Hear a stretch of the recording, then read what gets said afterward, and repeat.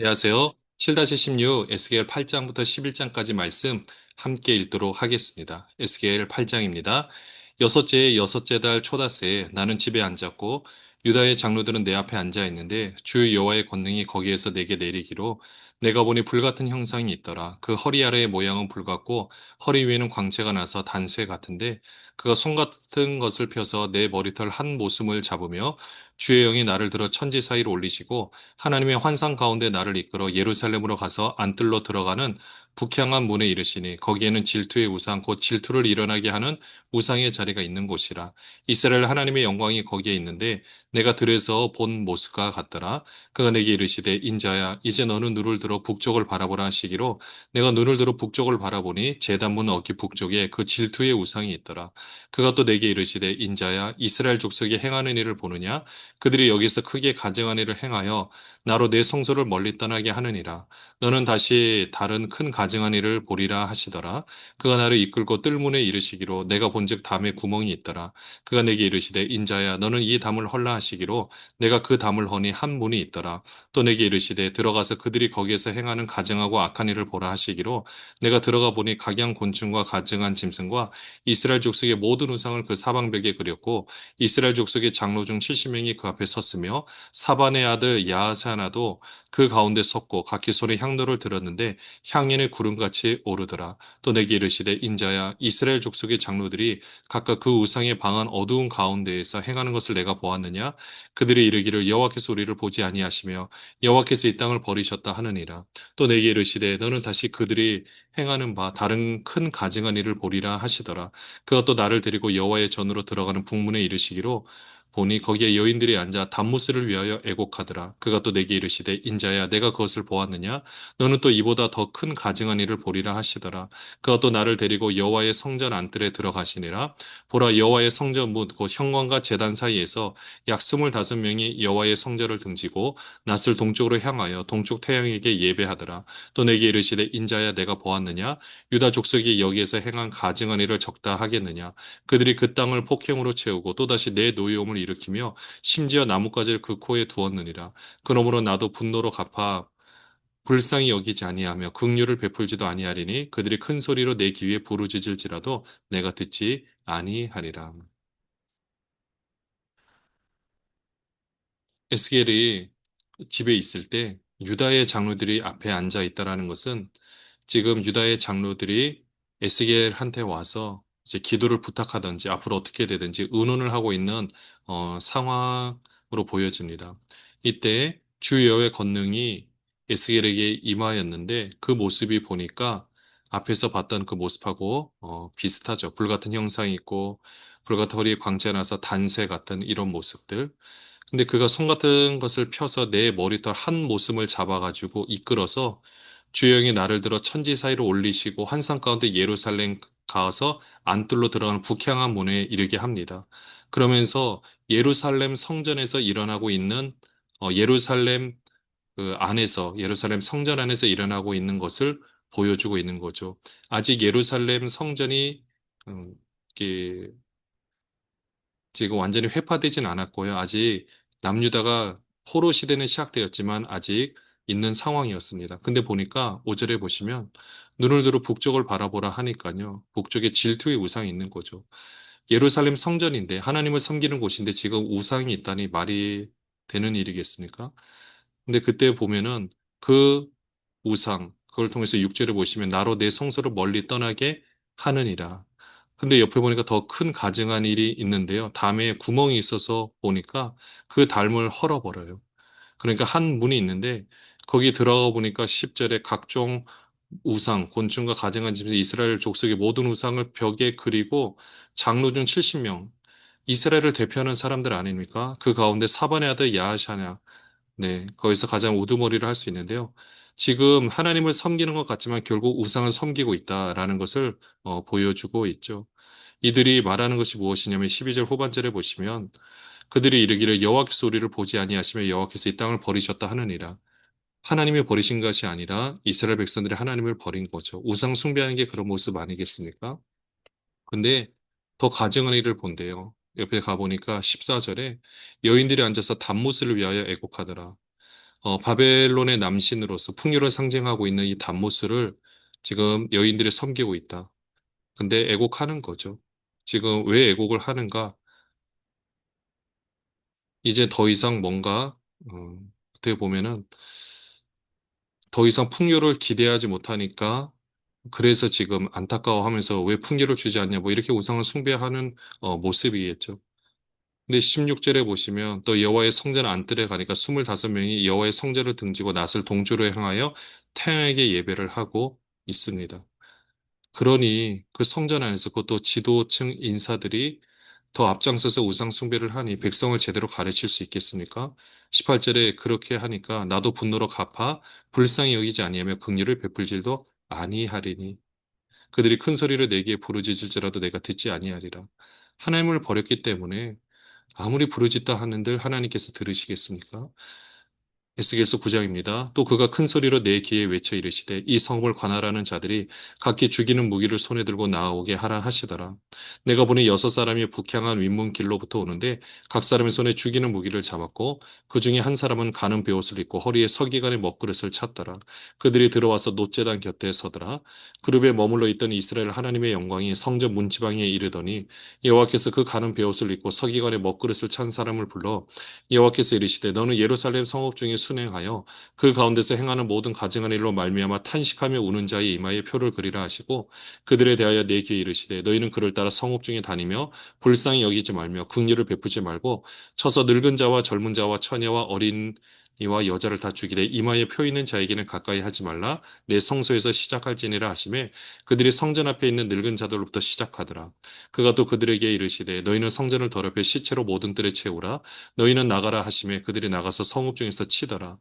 그들이 칠 때 내가 홀로 있었는지라 엎드려 부르짖어 이르되 아하 주 여호와여 예루살렘에 향하여 분노를 쏟으시오니 이스라엘의 남은 자를 모두 멸하려 하시나이까 그가 내게 이르시되 이스라엘과 유다 족속의 죄악이 심히 중하여 그 땅에 피가 가득하며 그 성읍에 불법이 찼나니 이는 그들이 이르기를 여호와께서 이 땅을 버리셨으며 여호와께서 보지 아니하신다 함이라 그러므로 내가 그들을 불쌍히 여기지 아니하며 긍휼을 베풀지 아니하고 그들의 행위대로 그들의 머리에 갚으리라 하시더라 보라 가는 베옷을 입고 허리에 먹그릇을 찬 사람이 복명하여 이르되 주께서 내게 명령하신 대로 내가 준행하였나이다 하더라.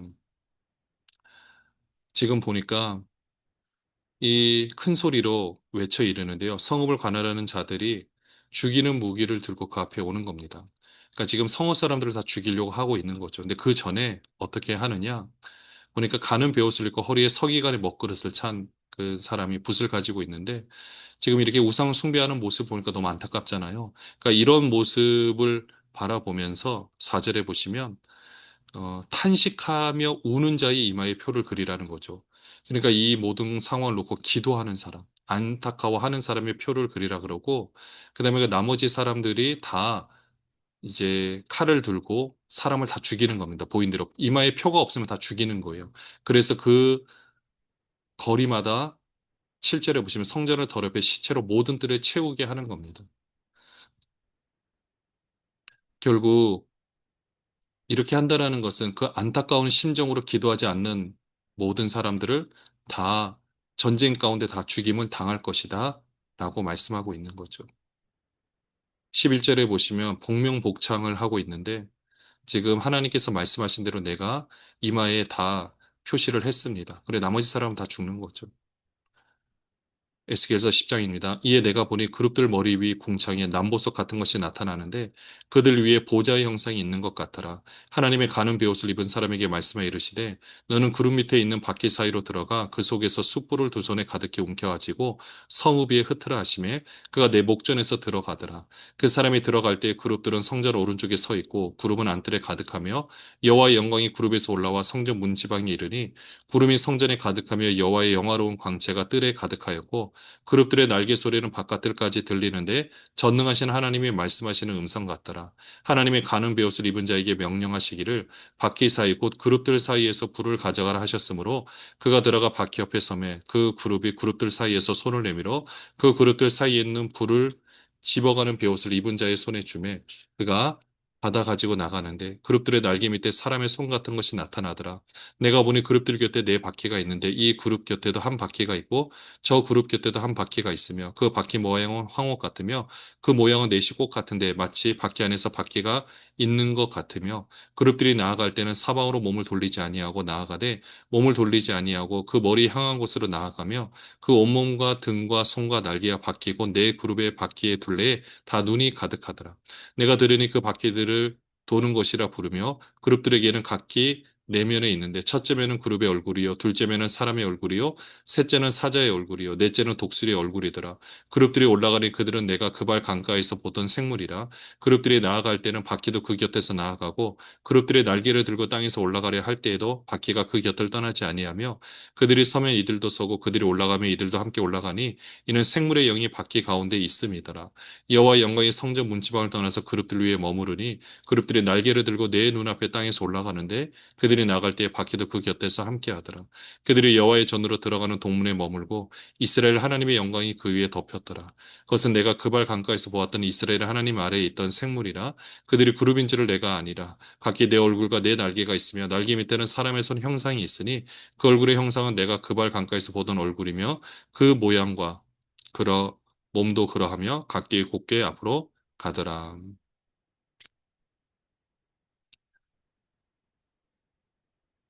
10장 1절에 보시면 내가 보니 그룹들 머리 궁창에 남보석 같은 것이 나타나는데 아까 처음에 에스겔서 1장에 나타난 그 환상 속에 나타난 그 네 생물의 모습 그룹이라고 표현을 하고 있는데요. 어, 그들이 이제 지금 또 나타났습니다. 2절에 보시면 하나님의 가는 배옷을 입은 사람에게 말씀해 이르시되 너는 구름 밑에 있는 바퀴 사이로 들어가 그 속에서 숯불을 두 손에 가득히 움켜가지고 성읍 위에 흩으라심에 그가 내 목전에서 들어가리라. 이렇게 쭉 갔을 때요. 4절에 보시면 여호와의 영광이 구름에서 올라와 성전 문지방에 이르니 구름이 성전에 가득하여 여호와의 영원한 광채가 뜰에 가득하였고 이렇게 하나님의 영광이 쭉 그들 가운데 그 예루살렘 가운데 있는데 그곳 가운데서 지금 뭐가 있느냐? 그 숯불이 그 숯불 재앙이 임할 것이라는 거죠. 숯불이 뭡니까? 불을 상징하죠. 그 가운데 지금 불이 이제 불로서 심판을 받게 될 것이다. 라는 것을 말하고 있습니다. 그 다음에는 12절에 보시면 네 그룹의 바퀴에 둘레 다 눈이 가득하고요. 또 그 바퀴 안에 또 바퀴가 있어서 계속 돌아가고 있죠. 그 나머지에서 말하는 모습은 아까 봤던 그 환상의 모습과 비슷하고요. 중요한 거는 18절입니다. 여호와의 영광이 성전 문지방을 떠나서 그룹들 위에 머무르니. 원래는 하나님의 영광이 그 성전 안에 있었죠. 그러나 이제는 그 그룹들이 날개를 들고 내 눈앞에 땅에서 올라가는데 그게 뭐죠? 하나님의 영광이 그 성전에서 떠나간다라는 겁니다. 안타까운 거죠. 하나님의 영광이 떠난 성전 아무 의미가 없죠.